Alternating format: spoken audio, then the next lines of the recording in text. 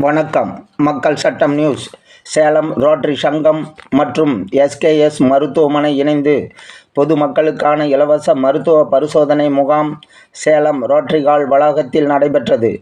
இம்முகாமினை rotary மாவட்ட ஆளுநர் சிவக்குமார் துவக்கி வைத்தார்.